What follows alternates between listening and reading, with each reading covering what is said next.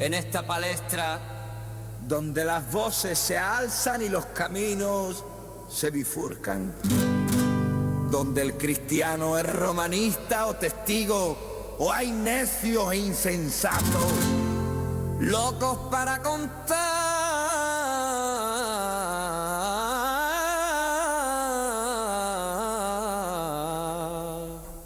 relatos.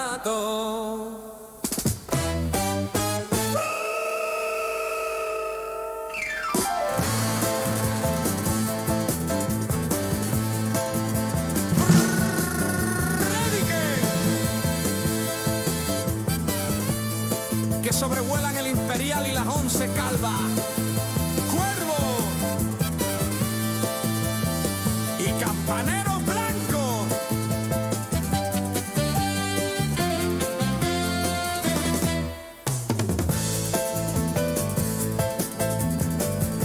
En medio de esto, una pregunta que lo cambia absolutamente todo.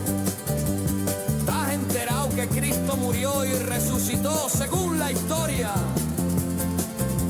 Flavio Josefo, Plinio el Joven, Tácito, C.S. Lewis, Josh McDowell, Lee Strobel. Lee, culturízate, deja un poquito Netflix y lee más tu Biblia. Porque, como dijo Isaías, ay de mí, que soy muerto.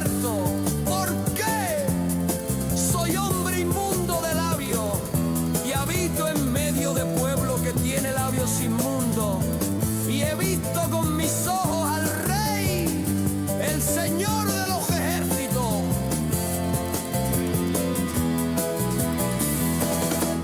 Aún así vive la vida, que vida solo hay una. Sí, vive la vida, pero como que hay un juicio con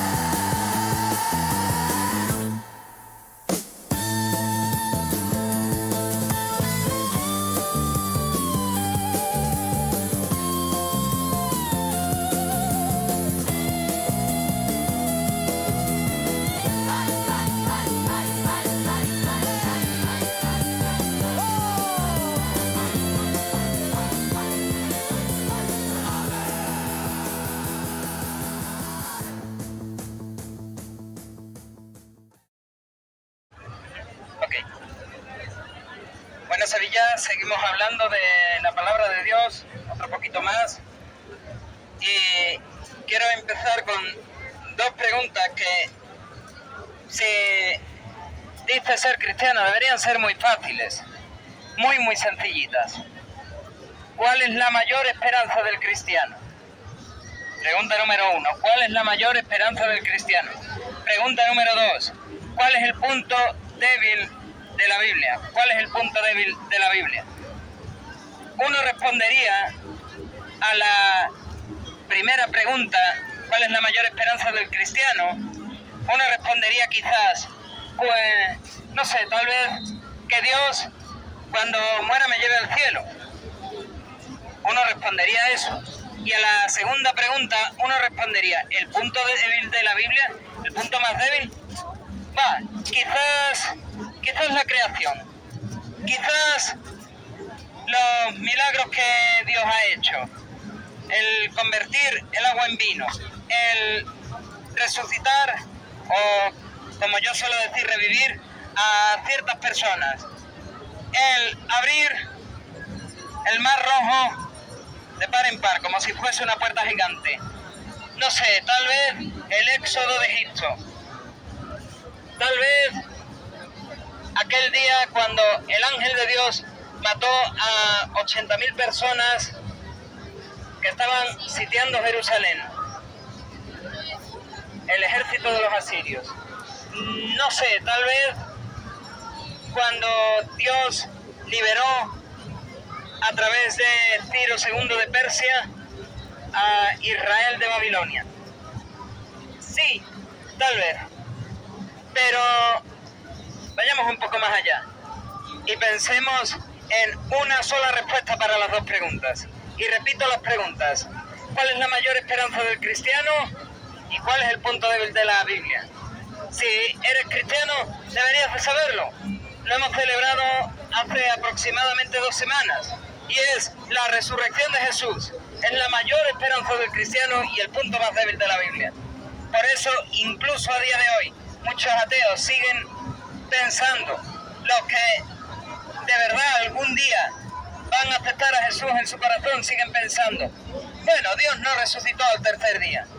Y muchos cristianos, en especial aquellos que están en lugares de persecución, se llame Nigeria, se llame Corea del Norte, se llame Eritrea, se llame el Sahel, se llame China, se llame cualquiera de esos países del norte de África, Afganistán, Irán, toda la parte de Oriente Medio, lo que comúnmente se le denomina como ventana 1040. Para todos ellos, la respuesta a estas dos preguntas sigue siendo la misma. La mayor esperanza para el cristiano es la resurrección de Jesús. Y es que es algo que se sigue dando como mayor esperanza, pero también como mayor duda, después de 2000 años. Para los lectores de las cartas de Pablo, la mayor duda de lo que ha dicho Dios, el punto débil de las escrituras canónicas y también la mayor esperanza para los cristianos era la resurrección de Jesús. Para autores como C.S. Lewis, autor de las Crónicas de Narnia, Lee Strobel o Josh McDowell, el punto débil de la Biblia era la resurrección de Jesús. Todos estos autores tenían algo en común. Estos 3 autores, al igual que lo eran Plinio el Joven, Tácito y Flavio Josefo, es que ninguno de ellos era cristiano. Los 3 últimos eran historiadores romanos, algunos romanos, otros judíos, pero historiadores romanos. Y los 3 primeros eran ateos confesos. Y el punto clave de todos ellos es la confesión de que Jesús resucitó al tercer día. Y es el mismo problema que tenía Pablo cuando habló a los corintios con estas palabras. Os aseguro, hermanos, por la gloria que de vosotros tengo en nuestro Señor Jesucristo, que cada día muero. Si como hombre batallé en Éfeso contra las fieras, ¿qué me aprovecha? Si los muertos no resucitan, comamos y bebamos, pues mañana moriremos. Vayamos a la caseta, comamos, bebamos, mañana vamos a morir. Ya mañana, como se suele decir, mañana Dios dirá. Pero si los corintios negaban la resurrección de Jesús, esta frase no se aplicaría a ellos. Para hoy, muchos que se dicen cristianos a lo mejor aplicaría. Yo creo que no. Si los muertos no resucitan, comamos y bebamos, porque mañana moriremos. Pero no erréis, dice Pablo. No erréis. Las malas conversaciones corrompen las buenas costumbres. Velad debidamente y no pequéis, porque algunos no conocen a Dios. Para vergüenza vuestra lo digo. Algunos dicen conocer a Dios, pero no les conocen. Para vergüenza vuestra lo digo. Pero dirá alguno, ¿cómo resucitarán los muertos? ¿Con qué cuerpo vendrán? Tendrán preguntas más o menos lógicas, más o menos razonables. Innecesarias, sí, pero más o menos razonables. Y Pablo responde, necio, lo que tú siembras no se vivifica si no muere antes. Y lo que siembras no es el cuerpo que ha de salir, sino el grano desnudo, ya sea de trigo o de otro grano. Pero Dios le da el cuerpo como Él quiso, y cada semilla su propio cuerpo.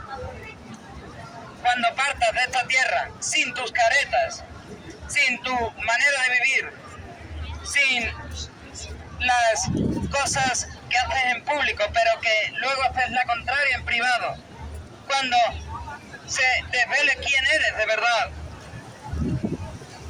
eso que sembraste,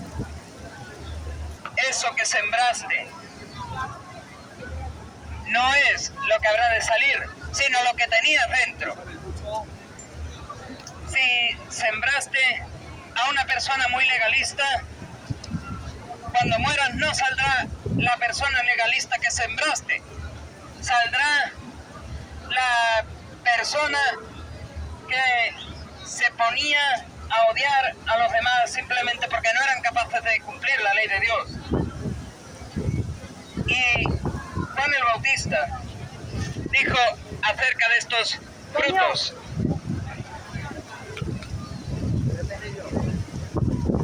y ya también,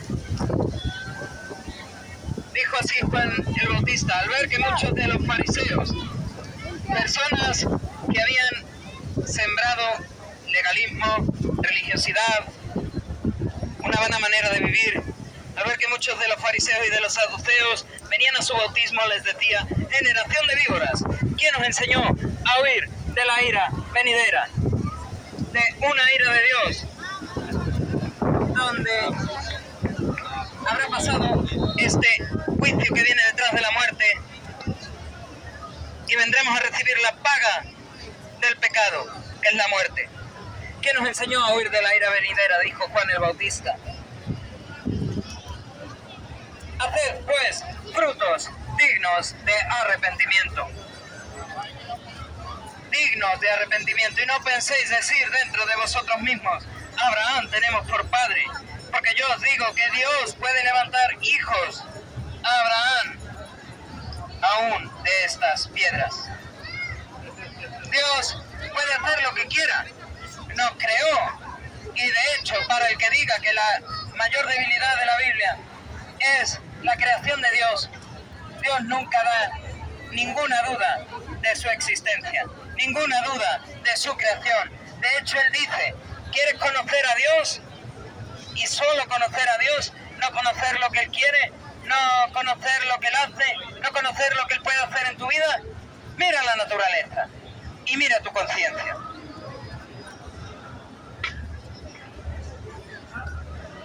Y ya también el hacha está puesta a la raíz de los árboles. Por tanto, todo árbol que no da buen fruto es cortado y echado en el fuego. Yo a la verdad os bautizo en agua para arrepentimiento, pero el que viene tras mí, cuyo calzado no soy digno de llevar, es más poderoso que yo. Él os bautizará en Espíritu Santo y fuego. Su aventador está en su mano, y limpiará su era, y recogerá su trigo en el granero, y quemará la paja en un fuego que nunca se apagará. Recogerá el trigo, recogerá los que sembraron un cuerpo incorruptible, un cuerpo que resucitó para vida eterna. Jesús los recogerá, los meterá en su granero. Como decía hace un tiempo, un poco más adelante, los recogerá y los meterá en esas moradas eternas que el Padre está preparando. Pero a los que no van a las moradas eternas, a los que no son trigo, a los que son paja, los recogerá y los quemará en el granero. ¿Y por qué?, te preguntarás. Porque no hicieron frutos dignos de arrepentimiento, porque no quisieron huir de la ira venidera. El apóstol Pablo dijo: estamos amontonando ira para el día de la ira y la revelación, la justa revelación del justo juicio de Dios, el cual pagará a cada uno conforme a sus obras. ¿A qué obras? En mi caso, mentira, robo, asesinato, desobediencia a los padres, brujería, idolatría, herejía, incredulidad, hipocresía, vanagloria, y un montón más, y un montón más. Dime tú cuáles tienes. Si quieres, dime tú cuáles tienes. Pero te digo tres que todo el mundo tiene. Todo el mundo ha mentido. Todo el mundo ha desobedecido a los padres. Y la última, todo el mundo, a causa de cualquiera de estos dos pecados o de los muchos que ha tenido, ha enviado a Cristo Jesús a pagar en la cruz por sus pecados.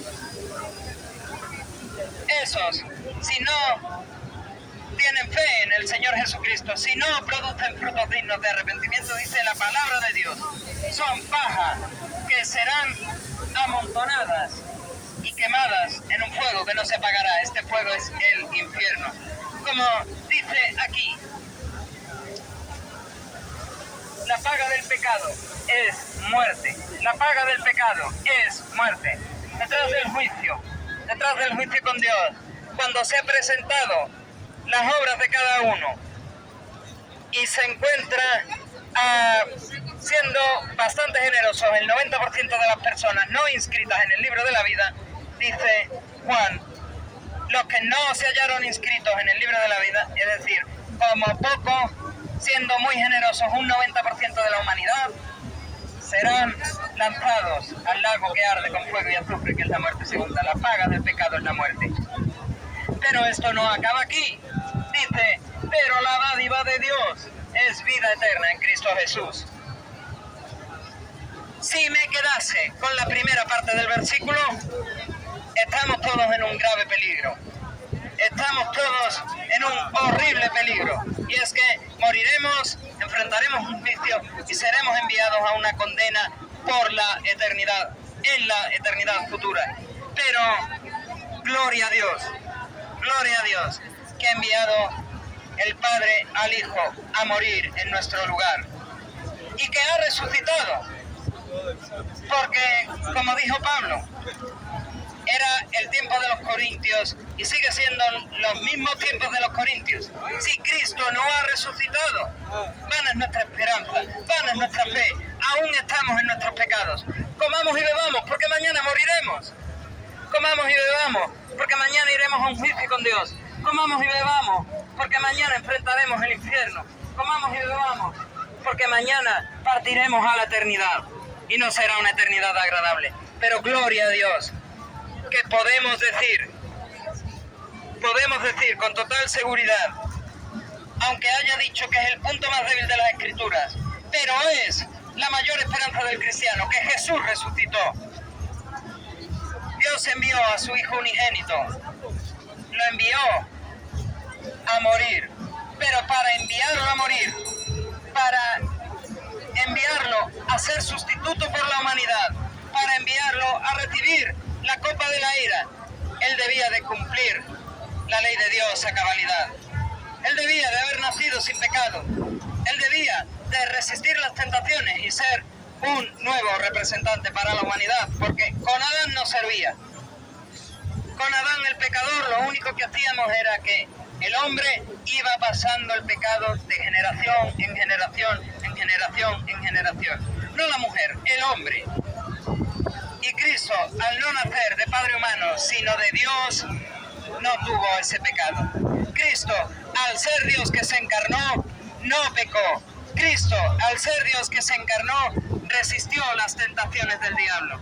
Cristo, al ser Dios que se encarnó, aunque su naturaleza humana dijese, Padre, si es posible, pase de mí esta copa de la ira, él terminó diciendo, porque era Dios, pero que no se haga lo que yo quiero, sino lo que tú, que se cumpla tu voluntad. Si tengo que morir en la cruz, muero en la cruz, tan a gusto.